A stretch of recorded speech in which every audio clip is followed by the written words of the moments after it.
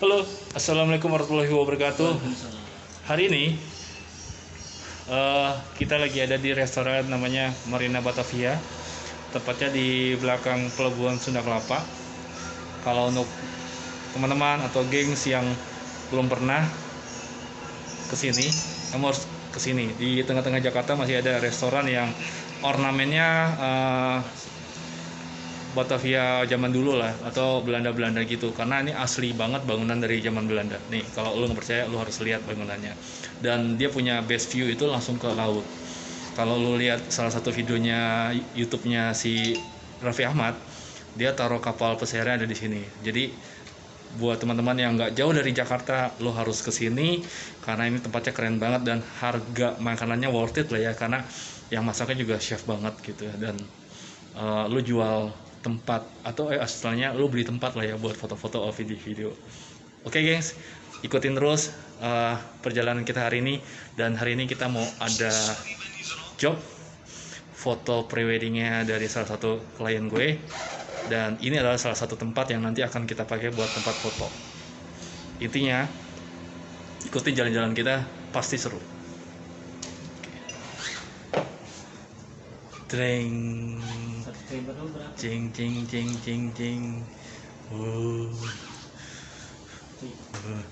Ini lantai duanya. Lantai duanya kosong.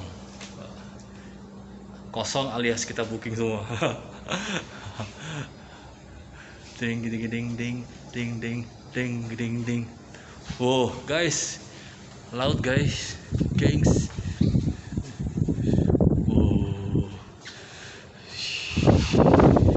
Oke, kita jalan-jalan lagi tuh jendelanya, zamannya Renaissance, abad 18-an. Masih banyak loh ornamen asli VOC nih, for your information. Itu asli, itulah asli. Ini jendelanya juga asli dari zaman Belanda. Oke, teman-teman.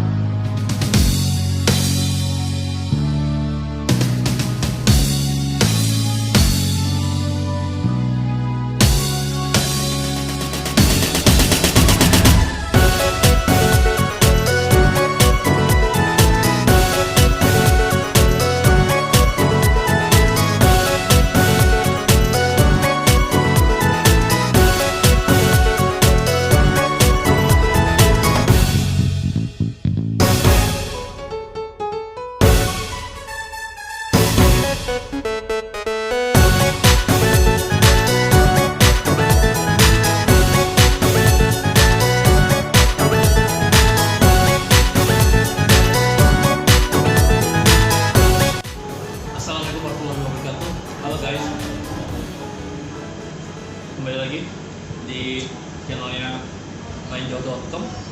Hari ini kita lagi jalan-jalan di restoran namanya Marina Batavia. Itu berada di tengah-tengah Pelabuhan Sunda Kelapa, dan belakangnya langsung view-nya laut. Jadi kalau pernah lihat di YouTube atau di manapun itu, dia itu belakang itu banyak parkiran yang atau kapal pesiar. Dan itu restoran dari zaman Belanda, kan. Kebetulan hari ini kita lagi ketemu sama namanya Akang Bayu, Mas Bayu. Kak Bayu itu adalah salah satu owner di bidang apa? Perusahaan di bidang jasa transportasi. Oke, jasa transportasi. Jadi salah satunya kayak rental mobil, terus kalau butuh rental bis berhubungan dengan transportasi darat lah, gue bisa ketemu sama namanya Kak Bayu. Nah, Kak Bayu lagi mampir-mampir, kita ngobrol-ngobrol sebentar ya Kak. Terus kita recommended ini ada es krim. Nah, es krimnya salah satunya adalah ada rasa durian strawberry. Ini recommendednya adalah cookies sama strawberry kayak kurma gitu ya, tapi bukan kurma sih sebenarnya. Tapi lembut Banget. Nah, ini resep dari zaman Belanda. Oke. Udah habis. Udah habis ya. Oke. Salam dulu buat teman-teman menjauh.com. Oke, assalamualaikum warahmatullahi wabarakatuh. Selamat sore. Saya orang bilang sih banyaknya manggilnya Kak Bay, tapi sebenarnya nama saya Aris Mata Yusuto. Saya ini sebenarnya udah mulai usaha ini belum lama, semenjak saya keluar dari dunia riba ya.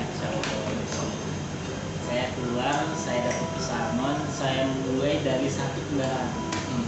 Dari satu kendaraan dengan longsang saya. Alhamdulillah di masa pandemi ini walaupun nggak seperti dulu, saya mensiasatinya itu kita nggak memaksakan pasar. Kondisi ekonomi lagi turun ya harga jangan sama, tapi kualitas harus sama. Gimana? Yang penting kita sesuaiin dulu pasarnya mau seperti apa harganya. Itulah. Dan sekarang alhamdulillah bisa ketemu Kak Dika. Kak Dika ini mentor saya nih Mas. Di Menjauh. Bisnisnya lebih banyak daripada saya. Kita sama mulai bisnis berbarengan. Oke. Ya gimana Kak Dika? Kebetulan Menjauh itu kan berhubungan dengan dunia traveling nih. Oh iya. Nah, salah satunya adalah reviewer food, hotel industry, tempat nongkrong, lifestyle, entertainment gitu ya. Kebetulan kita juga ketemu sama orang yang berhubungan dengan jasa transportasi. Oh cocok ini. Jadi bisa kerjasama gitu. Bisa. Jadi member Menjauh kalau butuh transportasi langsung hubungin Kak Bay. Namanya Asmitra. Dari kata azam. Keyakinan. Azamkan hati. Oke, baik. Jadi kita mau ngobrol-ngobrol nih. Kak Bayu sendiri kalau untuk di Indonesia kan luas nih, luas banget. Pernah nggak sih atau mungkin udah kemana aja nih Indonesia dulu biar kita juga kebetulan insya Allah 2-3 bulan ke depan kita akan tour keliling Indonesia. Besok tanggal 21 sampai Januari saya tuh keliling dari mulai starting Lampung sampai Pahawang, Sumatera Utara. Pahawang. Enggak, dari Lampung bawah sampai Sumatera Utara itu nanti di Tapanuli Utara. Tapanuli Utara. Yes. Jadi insya Allah 2-3 bulan ke depan Menjauh akan tur ke seluruh Indonesia nih. Syukur-syukur kalau ada kesempatan dan ada duit juga. Iya. Boleh dong. Kita kerjasama nanti ya, jangan lupa. Mas Bayu sendiri kira-kira kalau untuk Indonesia sendiri yang the best vacation-nya atau the best destinasinya tuh mana sih? Kalau dari segi pribadi sih ya, dulu di zaman masih ikut orang kerja, dulu pernah ke Pontianak, pernah ke Palembang, pernah ke Surabaya, pernah ke Makassar, itu ke Lampung pernah. Tapi kalau menurut saya selama ini yang saya datengin yang paling bagus sih Makassar. Makassar Sulawesi Selatan. Makassar kotanya, Makassar kan banyak tuh. Kayak ada Luwuk, Luwuk Utara, Luwuk Selatan. Ada apa? Palopo, Toraja, Sopeng, Takala banyak. Terus setahu gue juga kan lautnya banyak nih ya. Di Bulukumba, Bira. Yes, itu Kepulauan Bira ya. Kepulauan Bira itu termasuk top destinasi untuk lo yang sering diving.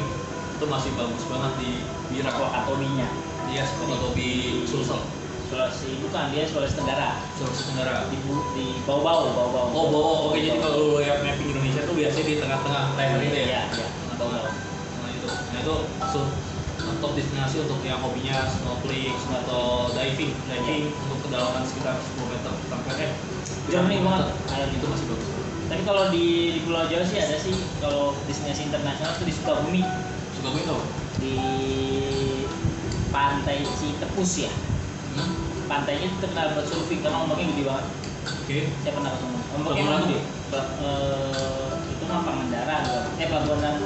Bener ya Pelabuhan Ratu. Pelabuhan Ratu. Pelabuhan Ratu. Itu ombaknya tinggi. Itu saya pernah sekali ke sana. Tuh, masya Allah. Tapi kalau mau yang tenang, jernih Wakatobi emang. Tuh, kelihatan karangnya sih. Ibaratnya kalau itu tembus pandang sampai ke dasar. Dasar ya? Iya. Kedalaman 50 meteran atau Gak berani saya cuma saya di pinggir-pinggir pantai belum bisa berenang masalah. Cuma nikmatin di pinggir pantai itu. penikmat di pinggir pantai. Iya. Kalau kita nih penikmat adventure, jadi free dive. Masya Allah. Free dive itu enak banget. Saya sadar diri daripada nyusahin orang nanti kalau lagi gimana? Kan ada Bibles. Wes. Oke. Terus kira-kira untuk lihat story ini dari top destinasi yang sudah pernah didatangi di seluruh Indonesia, ada nggak sih yang punya momen story yang mungkin nggak terlupakan gitu kan? Atau ketemu first love-nya di kota mana kayak gitu ya? Ada nggak sih beberapa kota-kota yang punya momen spesial? Saya ada beberapa kota. Saya di Palembang. Di bawah jembatan Ampera. Saya pernah naik ke atas tuh jalan parkir di bawah ke atas. Terus ketemu siapa? Sama si dia lah. Terus ke pasar 12 Ilir Ilir. makan pempek. Pempeknya murah-murah. Habis itu di Makassar itu saya ke Toraja. Kenapa istimewa? Di perkampungan Toraja kita sama-sama tahu kan di sana berkumpul itu rata-rata beragama Kristen. Tapi saya menginap di sebuah rumah warga dan itu satu-satunya yang muslim dan itu asli orang Toraja. Bahkan keluarganya masih banyakan yang Kristen dan yang masih menganut adat yang kubur batu itu.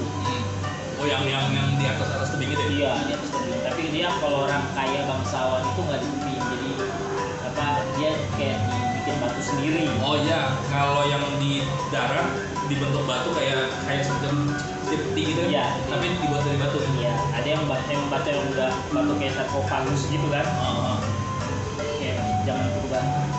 Cuma itu emang sih namanya melestarikan budaya leluhur tuh gak semurah mungkin zaman dahulu kali ya. Saya lihat keluarga yang saya tempati itu meskipun muslim dia masih menghargai adat istiadat bapaknya yang dulu masih beragama Kristen. Akhirnya beliau ini masih memperjuangkan untuk biaya penguburan di suku Toraja itu biayanya sangat mahal, bahkan bisa sampai miliaran. Itu yang saya tercengang, masya Allah, di balik rumahnya yang sederhana tapi dia harus menyiapkan uang miliaran untuk biaya penguburan bapaknya yang sudah bertahun-tahun belum dikubur. Iya. Karena harus ngumpulin duit, karena harus nyiapin adatnya yang berapa tedong kerbau yang harganya mahal. Oh iya. Makanya ini sih bukannya kita memunculkan adat ya. Bukan memunculkan adat itu mungkin sesuatu nilai yang mungkin harus kita hargai dan dihormati. Itu juga banyak sih kayak misalkan di Bali lah ya.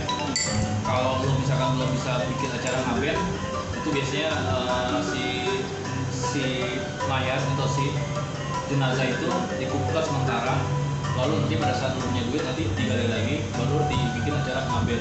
Kalau ini enggak, kalau ini ditaruh di rumah cuma sudah diawetkan kayak rumah kecil, cuma diawetkan terus dikasih wangi-wangi dan kopi dan dijaga sama keluarga inti. Nah keluarga teman saya itu saudara tapi bukan keluarga intinya, tapi sudah masih satu bapak, kakaknya misalnya, pamannya berarti jatuhnya kan, tapi masih satu bapak jadi harus tetap bertanggung jawab.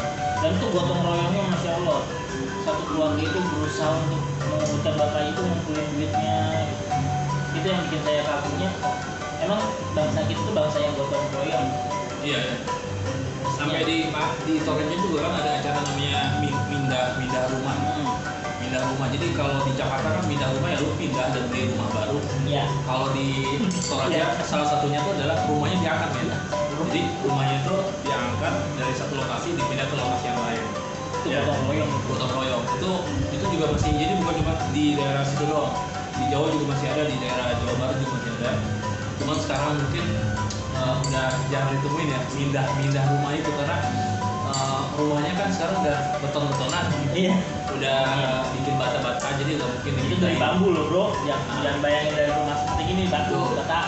Kalau dulu tuh pindah rumah karena dasarnya tuh kayak bilik, jadi temboknya dari bilik, terus fondasinya tuh dari bambu. Jadi ketika lo mau pindah-pindah atau ketika kita sudah menikah dari rumah orang tua, biasanya kita disuruh pindah. Nah kita pindah tuh di sebelah dekat rumah orang tuanya, kayak di belakang gitu kan, atau di sebelahnya, masih dalam satu kawasan lah ya.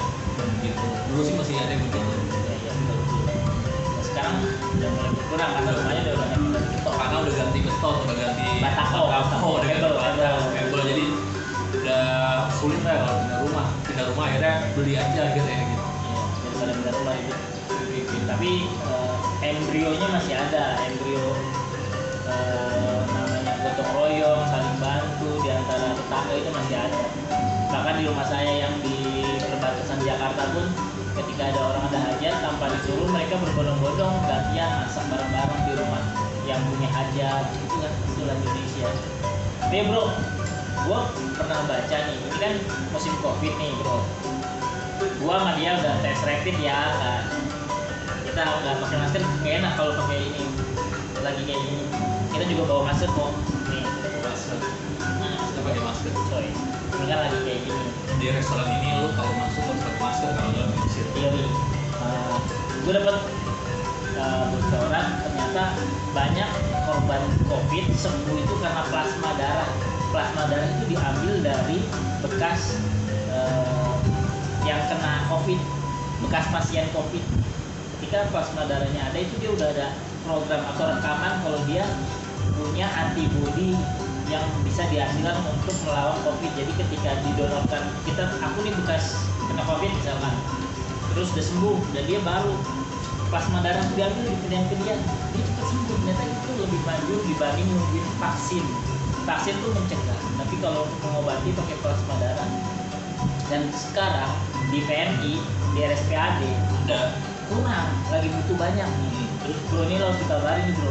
gimana? Jadi plasma darah itu banyak pasien-pasien yang udah sembuh dari COVID.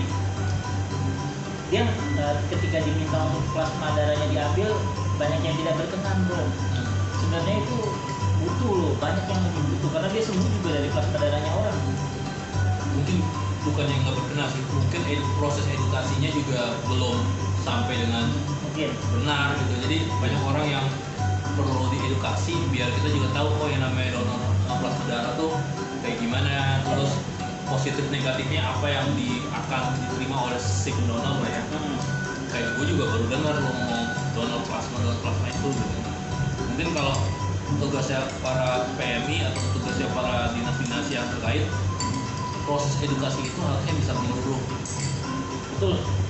Karena plasma darah itu penting. Berarti banyak yang belum tahu nih, saya baru tahu. Berarti ingat sekali lagi bro, lo yang udah pernah kena COVID dan sembuh, balik lagi ke RSPAD kalau nggak PMI, donorkan plasma darah lu gratis kan, karena lu dapet plasma darah juga gratis. Bantu mereka yang punya gejala COVID, mereka yang membutuhkan. Kasihan banyak orang-orang yang bermanfaat di sana yang bisa sembuh. Kalau sembuh bisa berdampak bagus. Kayak contohnya terakhir yang kena Mardigu, tau nggak Mardigu? Bosman, Bosotoloyo. Oh, Bosman. Iya, Oke, Bosman. iya. Dia tuh baru kena, saya lihat di podcastnya, di channel dia baru kena COVID dan dia ternyata sembuhnya cepat karena dapat donor plasma darah dari PMI. Dan ketika dia mau dikasih, dokternya bilang pertama kali apa? Pak, ketika Bapak saya kasih plasma darah ini, Bapak mau nggak giving back? Maksudnya giving back apa Pak? Memberikan hal yang sama. Hal yang sama ke kami. Kenapa? Karena plasma darah ini tinggal sedikit stoknya dan banyak yang tidak memberikan kembali plasma darahnya ke kami setelah sembuh. Sedangkan plasma darah ini efektivitasnya mencapai 90% sembuh. Bapak sendiri merasakan dong ya, dengan suara yang agak ditahan haru-haru itu, dia berjanji akan balik lagi dan dia sekarang lagi menunggu antrian untuk diambil plasma darahnya. Oke. Mungkin rasanya sama kayak kita donor darah kali ya. Setahu gua kalau plasma itu untuk ngebungkus darah Nah. biar nggak encer atau biar nggak, kalau kita luka tuh nggak langsung bias gitu. Oh. Jadi untuk ngebungkus darahnya. Nggak tahu ya, mungkin kalau teman-teman main Jawa tuh yang memang dokter dan lain-lain mungkin bisa komen sesuai ilmunya di bawah. Tapi bener plasma darah bro. Ingat, sebarin, bikin lagi podcast, bikin lagi YouTube lagi kan, video YouTube lagi ke IG ke FB ke Twitter ke. Pokoknya bagi pasien yang udah pernah kena COVID, segera ke RSPAD atau ke PMI untuk mendonorkan plasma darah kalian. Banyak saudara-saudara kita yang membutuhkan. Lu sendiri? Saya kan belum kena kemarin. Alhamdulillah ya Allah, minta coba ibu saya tidak kena COVID karena lagi-lagi saya jaga kebersihan saya jaga kesehatan saya jaga imunitas dan asupan. Itu penting bro. Termasuk kan imunitas itu salah satu hormonnya adalah ketika lo harus bahagia dan positif tinggi. Nah, jadi let's say kalau misalkan lo salah satunya sebenarnya gini, ada keterkaitan lah ya secara tidak langsung tuh ketika lo berbahagia di diri lo tuh mengeluarkan hormon-hormon endorfin yang apa ya, dan akhirnya itu menjadikan antibodi lo kuat. Endorfin itu hormon bahagia. Hormon bahagia. Jadi kalau seandainya otak lo itu udah mumet, stres dan lain-lain, ya jadinya akhirnya batuk dikit jadi COVID nanti misalnya. Iya, pokoknya intinya kalau lo mau tes rapid, tidurnya yang antang, tidurnya jangan tidur malam, apalagi begadang, pasti iya. reaktif bro. Nah, iya, gua udah ketemu sama, nggak tahu ya, itu kan menurut analisis Iya. analisa kita ya. Iya. Nanti kita disalahkan oleh dokter-dokter Iya, iya. didik, kita nggak mau. Cuman mungkin kalau teman-teman dokter yang mengetahui, yang bisa tahu, bisa jawab pertanyaan kita, beberapa teman kita tuh sebelum rapid itu malam itu begadang atau kurang istirahat, dan akhirnya di rapid itu menunjukkan hasil reaktif. Tapi after that Swabnya. rapid lu langsung swab or 2 minggu lagi balik lagi atau 1 minggu untuk kemudian lu balik lagi di swab, itu kemungkinan berubah, tidak reaktif, Bahkan negatif. setelah hari ini di tes rapid reaktif, besoknya di swab tetap negatif kok. Iya. Nah itu nggak tahu apakah misalkan memang di begadang atau imunitas itu berpengaruh terhadap rapid, kita nggak tahu. Tapi yang kita lihat tuh 2-3 kali teman kita tuh itu gitu. Mungkin kata Romero benar. Dilarang begadang. Begadang. Boleh saja kalau ada perlunya bro. Begadang kalau kata apa tuh lagunya Sepertiga Malam mendoakan jodoh kita. Ayo masya Allah. Sekarang lagunya apa? Yang lagu penyanyi baru Sepertiga Malam mendoakan jodoh kita. Aduh, siapa ya? Lupa gua. Aku tiba-tiba lupa cuy. Malu udah berapa tahun gue ya. Lagi gini jadi apalagi bisnis gua cuy. Oh, Oke. iya. Gimana? Kira-kira nih kita ini kan bukannya kita ngomongin negatif ya. Ya. Memang secara tidak langsung atau suka atau tidak suka sebenarnya salah satu bisnis pariwisata itu adalah bisnis yang paling terpuruk atau dimatikan oleh COVID. Ya. Karena kita ini dari mulai menyediakan oleh-oleh sampai jasa transportasi atau yang jasa travel atau yang tour and guide dan lain-lain, itu semuanya sangat berpengaruh dan akhirnya mematikan kita ini. Kira-kira nih masuk kemarin kan dapat info juga nih Mas Bayu, Ya. katanya Pak Jokowi itu 2021 menggalang atau menggalakkan benar-benar Indonesia tourism, jadi benar-benar kita tuh disuruh traveling lah ya dengan gaya new normal gitu ya. Gue sih optimis banget nih, maksudnya kalau Pak Jokowi udah bukan underestimate, maksudnya kalau Pak Jokowi sudah positif tinggi, optimis kita harus benar-benar bangkit.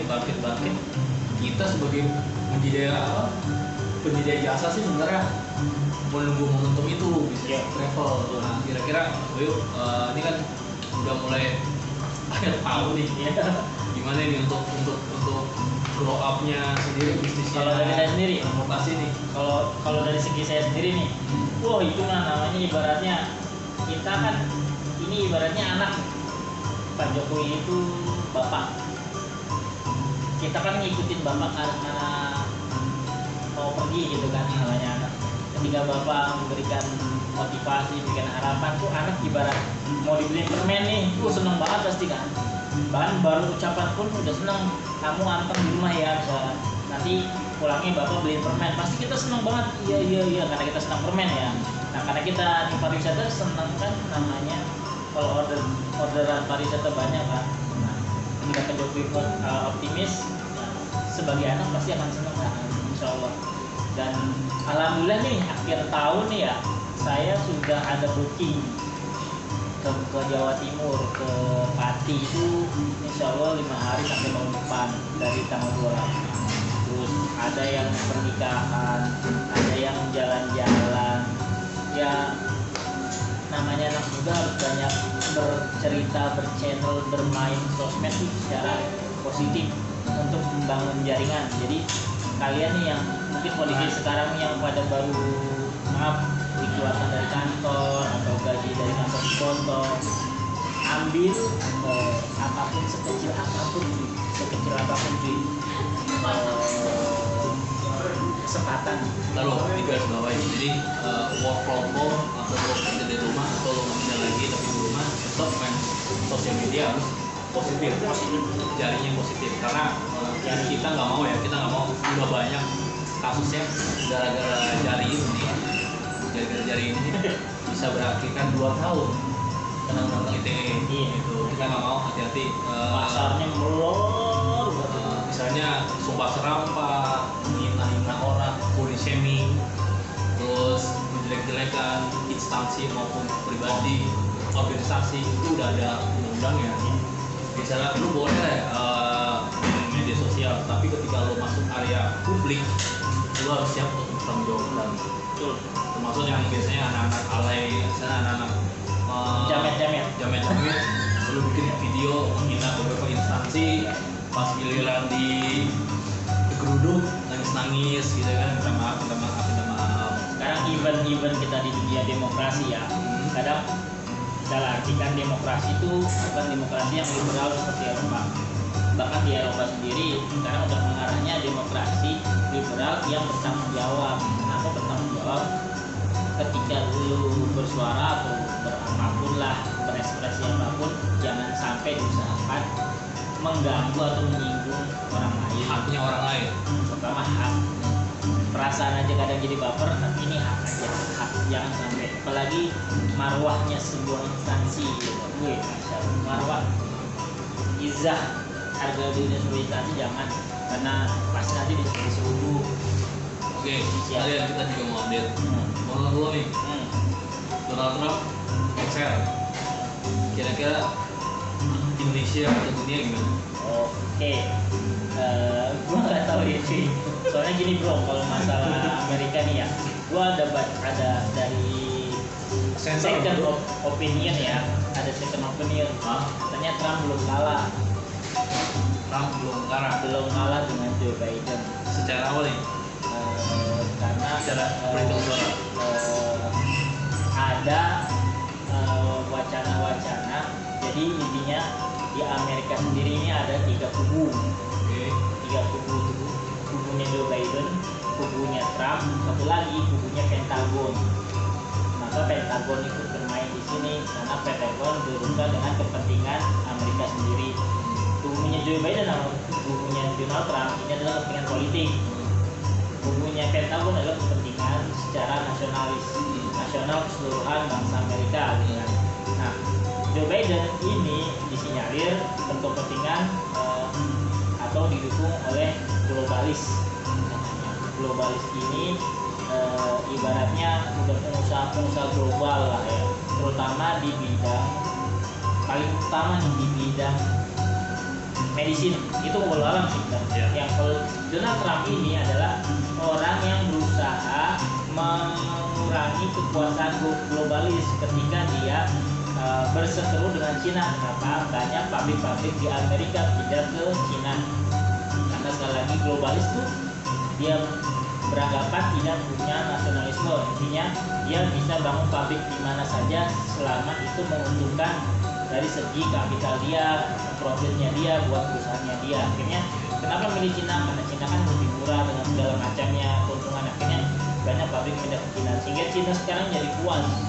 Ketika Amerika, si Donald Trump ini melihat Amerika ini sudah mengalami penurunan kan. Ya.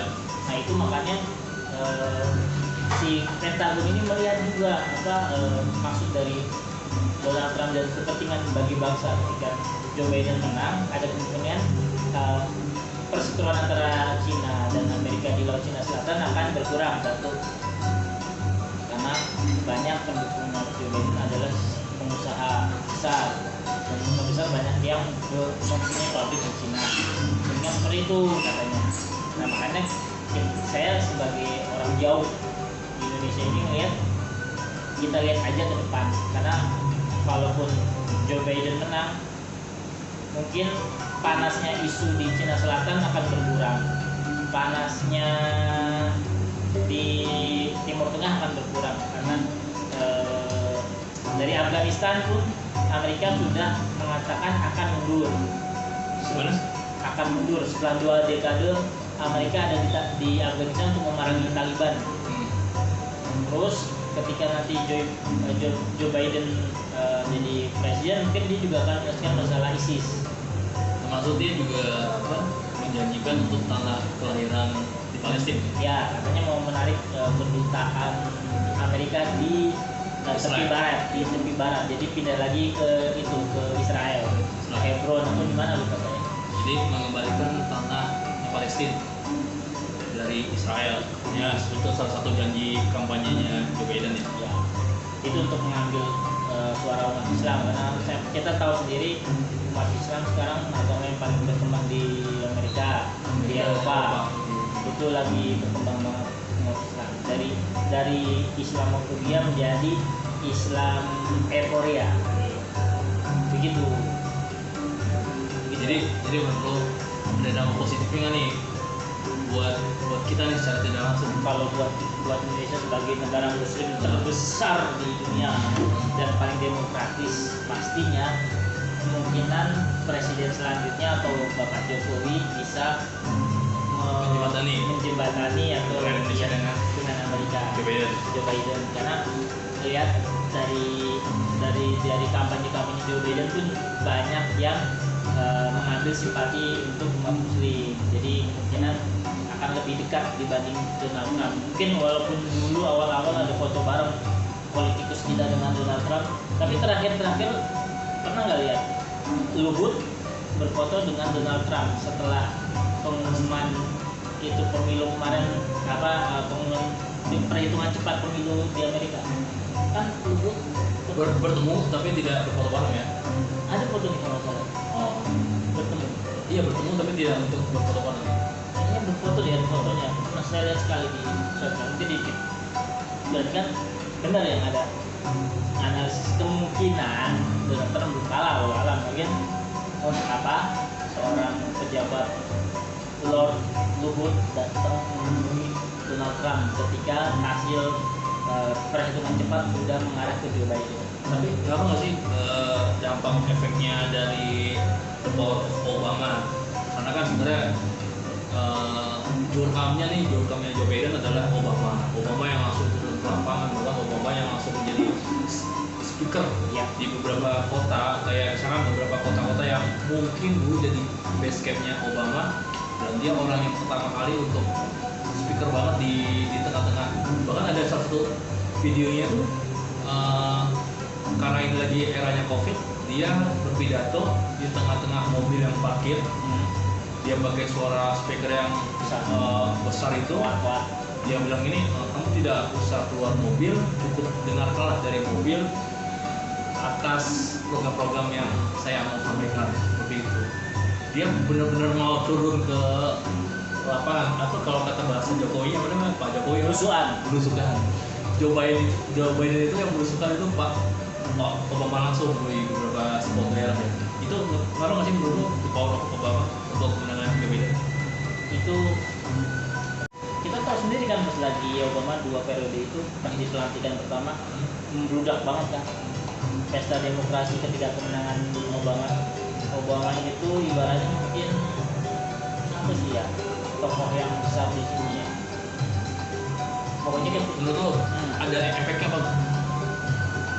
pasti kenapa kita lihat pas dia lagi jadi pemimpin aja pas dia jadi kepilih aja banyak banget pendukungnya dan tahu sendiri jeleknya Donald Trump apa Nah, dia membangun tembok pembatas antara Amerika dengan Meksiko oh ya, puluhan kilometer dia mengapanyakan mengusir imigran oh ya. padahal Amerika itu adalah Dia sempat negara yang melarang, Iya. melarang warga di luar masuk ke Amerika. betul Boykot. Oke, terakhir. Karena kita lihat nih beberapa pemimpin Amerika 3 terakhir nih itu kebanyakan dari golongan tua atau golongan senior. After Obama terpilih waktu itu masih di bawah 60 something, masih 50-an. Dan setelah itu yang penggantinya adalah kebanyakan yang senior gitu ya. Sudah pertanyaan terakhir. Kira-kira Indonesia perlu nggak menurunkan pemimpin senior atau perlu pemimpin baru? Jawabannya simpel aja. 2024 Indonesia butuh pemimpin senior yang berpengalaman kayak Joe Biden yang napak tilasnya udah politik banget, atau memang Indonesia perlu banget pemimpin yang baru dan masih muda? jawabannya singkat satu kata atau bisa dengan penjelasan gitu. Singkat, padat, dan jelas dengan kalimat yang Ya simpel isi. simplicity. Oke, Coba. kalau saya sebagai pribadi orang lain Kita tidak berpihak dengan satu golongan ya, tidak berpihak dengan satu partai apapun ya. ya saya Walaupun saya tahu dia. saya pilih anak muda yang belum terkontaminasi dengan kondisi kestagnantasi perubahan. Kenapa? Anak muda ya. Iya, anak muda yang berpikirnya cepat karena kita sekarang di era digitalisasi. Nggak digital belum mati. ibaratnya. Oke, kira-kira anak muda itu harus umur berapa? Ya jangan terlalu muda juga, mungkin di kisaran 45 sampai 50. 45 sampai 50. Jangan di bawah 40 karena dia itu ibaratnya walaupun mungkin ada tapi kondisi kelabilannya masih dipertanyakan. 40 ke 50 ini sudah ada nih beberapa yang kelihatan. Saya nggak berani tahu. Yang intinya saya mencari stabil secara emosional tapi juga stabil secara pemikiran. Ketiga, visioner. Stabil itu penting loh bro. Karena di Indonesia itu banyaknya rusaknya kenapa? Bukan karena pemimpinnya, di belakangnya dulu. Berarti banyak jadi intinya sebenarnya Indonesia butuh orang baru yang bisa membawa perubahan yang lebih baik ya. Yuk. Jangan bukannya lebih baik malah berputar terhadap masalah-masalah itu lagi. Orangnya itu lu lagi. Negara kita luas dari Sabang sampai Merauke. Nah. Luas perbatasan ribuan kilometer, banyak pulau-pulau besar dan pulau-pulau kecilnya. Banyak SDM juga pasti Jumlah berkualitas. penduduknya, jumlah penduduknya aja 250 juta penduduk Indonesia, lebih malah sekarang. 2024 Indonesia membutuhkan pemimpin baru dan muda. Jangan lupa keluarga di Cianjur, Sadayana, Kumaha Damang 2025. Kok jadi Cianjur? 2025 banyak pemimpin baru nanti akan muncul. Namanya Kang Rika. Oh bisa. Kita doakan. Semoga karena saya kenal dia. Saya suka sama dia, jadi insya Allah amin yang terbaik. Mungkin dia jadi pemimpin, saya jadi angkat. Bercanda. Oke, jadi intinya itu ya, kita ngobrol mulai restoran ini namanya restoran Marina Batavia. Marina. Lo bisa search di YouTube atau di website Marina Batavia. Dia itu ornamennya memang Belanda banget, Batavia banget. Batavia Tempo dulu ya, Batavia Tempo dulu. Dan tadi kita makan es krimnya juga handmade, langsung dibikin di sini. Jadi bukan es krim yang ember-emberan gitu ya, yang berkilo-kilo, nggak dia bikin sendiri. Terus sampai kita ngebahas mengenai bisnis yang kita nih di bidang travel atau tourism gitu. Terus kita juga menyindir masalah Donald Trump yang lengser, belum lengser katanya. Terus kita juga berharap Indonesia 2024 Insya Allah sih sebelum 2024 juga sudah mulai lebih baik ya. Jadi 2024 tinggal yang lebih baik lagi. Amin, Ya. amin, amin, amin. Gitu. Dan ingat keluarga di Cianjur 2025 untuk pemimpin baru. Kenapa di Cianjur? Bor Jawa. Oh iya. Apa? Jawa Tengah ya. Nah, Banjarnegara. Nyong ngasih Banjar ke. Banjarnegara 2000 berapa? 2024 nggak mungkin. Bukan nggak mungkin ya. Saya belum berani ke dunia seperti itu. Saya bisnis dulu deh. Oke, Jalan. sip. Itu aja. Thank you Mariana Batavia udah dikasih izin buat kita syuting. Ya. Kita makan es krim. Terima kasih. Enak. Kita dikasih kesempatan buat untuk muter-muter jalan-jalan. Tapi ini kita di endorse ya enggak? Enggak, kita cuma dikasih izin untuk syuting di sini. Tapi emang bagus kok. Kita nggak di endorse nih, kita nggak di Dari endorse. kita nggak ada endorse, kita Ini nggak ada di endorse nih beli. beli sendiri. Rasanya. Itu aja. IG-nya Soyo nih. Saya nggak mau nih. Saya punyanya YouTube. Apa? Nama YouTube saya Arisma Bayu Life with Story. Arisma Bayu Life with Story. Pakai Z ya, Arisma. Arisma Live Story. Life with Story. Live with Story. Iya. Jangan lupa semua subscribe Subscribe ya, terus, subscribe tolong please. komen, Saya share. saya. Tuh. IG ada nih. IG belum buat sih, kayaknya harus buat ya. Harus buat. Kalau milenial harus buat. Buat ya. Saya buat. Pokoknya teman-teman subscribe terus channelnya mainjauh.com atau mainjauh.com, terus search juga di websitenya, terus searching juga di IG-nya.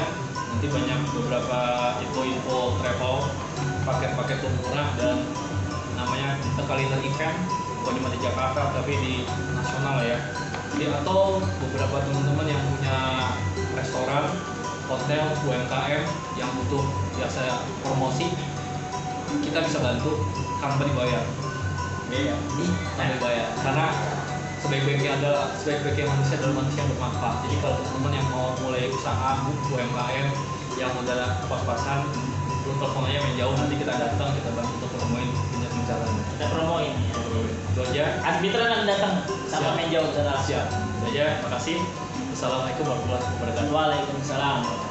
Peace out.